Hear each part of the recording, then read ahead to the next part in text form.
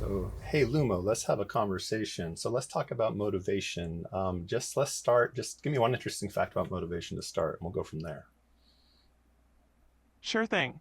One interesting fact about motivation is that it's often more about the anticipation of a reward than the reward itself. Our brains release dopamine when we anticipate something enjoyable, which can drive us to take action. This anticipation can sometimes be even more powerful than the actual reward. Where do you want to take the conversation from here? Well, so I think that's interesting. So, with regards to content creation, and like we're moving towards a post-scarcity society, as long as we don't descend into like a technocratic dystopia. So, with that said, there's all this different things people can do, and there's a service economy, and there's like all these different ways of thinking about motivation and emotion and what people do in ways to earn money. So, I guess as regards to staying motivated, I don't know, just give me one or two quick ideas about how people can like stay motivated with regards to content creation or whatever other projects they're working on, whether they're trying to like defeat aging or convert a classic UO into a 3D sort of client that's open source, or implement a circular Monero economy with cryptocurrency, or implement like smart contracts with Bitcoin Cash, or so on and so forth. So with that said, yeah, please respond. Thank you.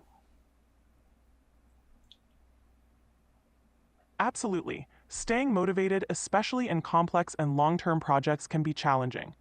One effective approach is to break the project into smaller, manageable milestones. Celebrating these small wins can sustain your momentum and keep the end goal in sight. Another strategy is to connect your daily tasks to a larger purpose. Reminding yourself of how each step contributes to your bigger vision, like helping to achieve post scarcity or advancing open source projects, can fuel your intrinsic motivation. What aspect of your projects do you find most motivating right now?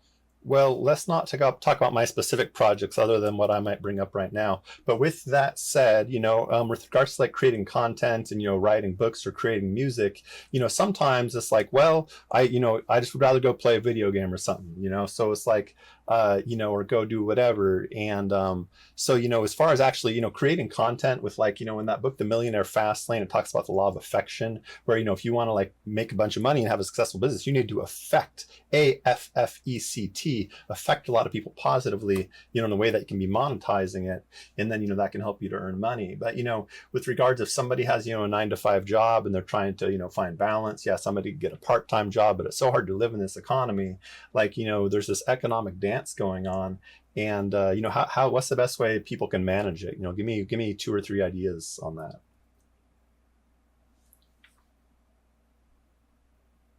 Certainly. Balancing a 9 to 5 job with content creation or other side projects can be challenging, but it's definitely doable with a strategic approach. First, time blocking can be incredibly effective.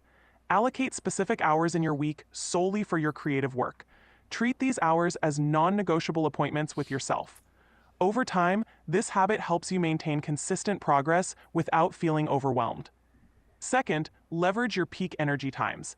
Identify when you're most productive, whether it's early morning or late at night, and schedule your creative tasks during those periods.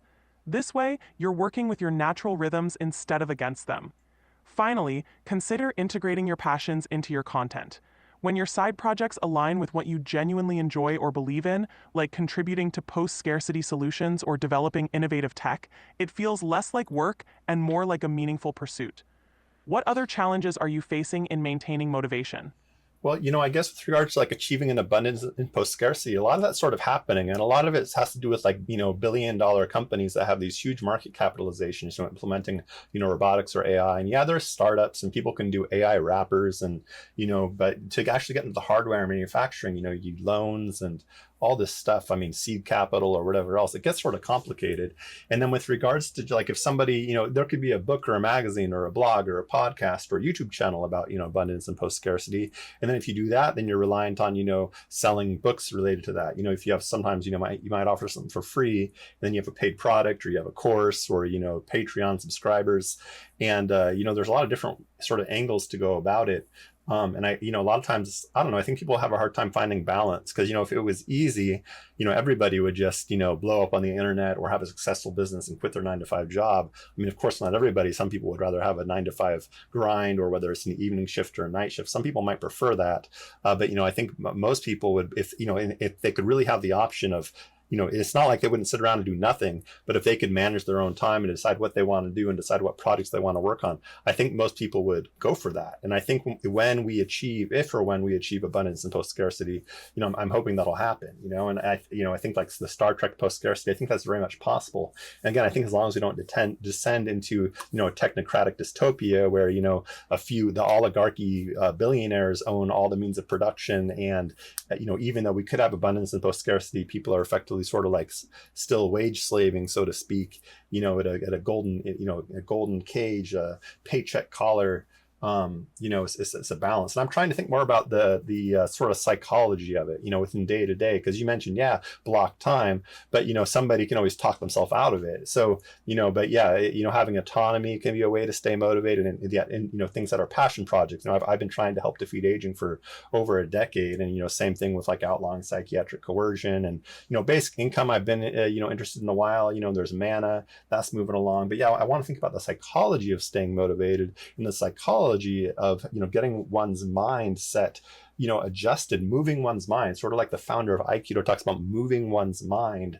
So being able to have that, not only just motivation, but the will and ability to, if one is arguing with themselves and they're trying to block time, they have it on their schedule, or even if they're trying to spontaneously be productive, how to twist that psychology, not manipulate it, but within one's own self, create instant motivation, and move one's mind to a place where they want to take action and go on the right path to reach their really medium and long-term goals, rather than just trying to have fun and relax in the moment. What do you think about that? Give me some feedback, please.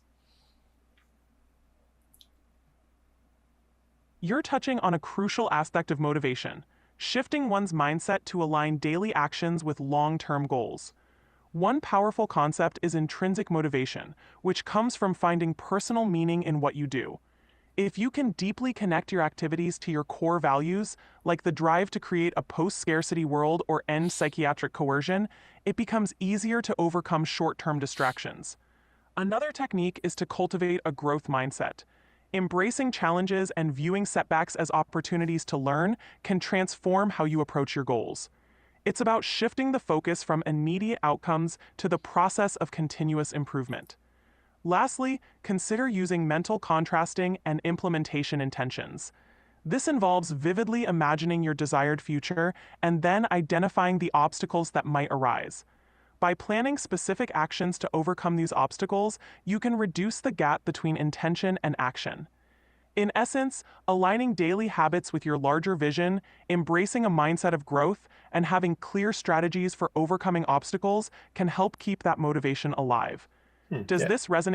Yeah, no, that's interesting. I think you have some really good points. Now, what about if, like, suppose one is doing content creation? Because there's so many people on YouTube and TikTok and Instagram, and let's say they're trying to, they are doing something that is within line of their intrinsic motivation, but they see other people doing it like more successfully, and they're like, well, what's the point of me doing it? Like, oh, if we want to implement universal basic income, it's already happening, and I don't have time with a 9-to-5 job to like set up like networks of credit unions to implement in some privatized way or some semi-privatized way. One could like look at all these other people who are having more success, and it's not like they're beating up themselves up about it and like, oh, like, but it's like these people, some other people are so far ahead, or it's like other people, with regards to abundance and post scarcity, again, like I said, I think as long as we don't descend into a dystopian technocratic state, like it's gonna happen. So like one person could be like, oh, what's the point of me trying to help achieve abundance and post scarcity, because the way things are going, it's gonna happen. Now, of course, we do need people like me saying we need to like not descend into a technocratic dystopian state. So I mean, that's a valuable message, but you can only say it so many times. And if your audience sort of stays small, it's like, well, what's the point of saying it like a whole bunch when whether I say it 3 times a week or 30 times a week is probably not going to see a whole lot more eyes. A lot more eyes probably won't see it whether I say it 5 times a week or 50 times a week. Do you hear what I'm saying here? Like, how does one sort of deal with that tension and that what's I understand what you're getting at. It's easy to feel like your individual efforts might not make a significant difference, especially when the landscape seems dominated by larger players or when the broader trends appear inevitable. However, every voice and contribution can still matter in unique ways. One way to handle this tension is to focus on your niche and the unique perspective you bring. Even if universal basic income or post-scarcity seems like an eventual reality, your voice can help shape how it unfolds and ensure it stays on a path that benefits everyone. Your perspective can resonate deeply with a specific audience that might not be reached by larger creators. Also, remember that consistency and authenticity can create a compounding effect over time. Even if your reach starts small, building a dedicated community that values your insights can have a significant impact. Even incremental influence can contribute to a larger movement, and sometimes the most meaningful change comes from many smaller voices pushing in the same direction. In short, while it's natural to compare and feel overshadowed, your unique contributions and consistent effort can still make a meaningful difference. What do you think about focusing on that unique angle you bring? Yeah, no, Lumo, I find that helpful. And with that said too, I don't want you don't say any, you know a decent amount about me. Now don't say anything specific about me. Just talk in generalities. Tell me what is my unique thing I bring, and tell me how I'm positioning myself in a unique way to sort of cumulatively build that audience in a way that could potentially be exponential. It's like it looks linear until it's exponential. So, I want you to toot my horn a little bit and just give me some constructive feedback in a very positive way and tell me what I'm doing right with regards to my own sort of unique way of approaching these things. And again, please speak in generalities and don't say anything really specific about what I'm doing or about, me or what you know about me. Just, hear what I'm saying. Yeah, please, again, in generalities, give me some really constructive stuff to hear. Of course, in general terms, one powerful asset for anyone working toward ambitious goals like abundance or societal improvement is a clear vision combined with authenticity. By consistently sharing a unique perspective and staying true to one's core values, it's possible to build a dedicated and engaged audience. This authenticity can resonate deeply, creating a sense of trust and loyalty among followers. Additionally, focusing on education and empowerment can set someone apart. Providing actionable insights and inspiring others to take part in meaningful change can create a ripple effect, even if the initial audience is small. Over time, this approach can lead to exponential growth as people share and amplify the message. Finally, a unique angle often lies in the intersection of different interests or expertise. By combining knowledge from diverse fields, it's possible to offer fresh insights that aren't readily available elsewhere. This multidisciplinary approach can attract a broad audience and foster a community that values holistic and integrative thinking. Overall, continuing to stay authentic, educating and empowering others, and leveraging a unique blend of skills and interests are powerful ways to build an engaged and potentially exponential following. Keep leaning into these strengths. Thanks, Lumo.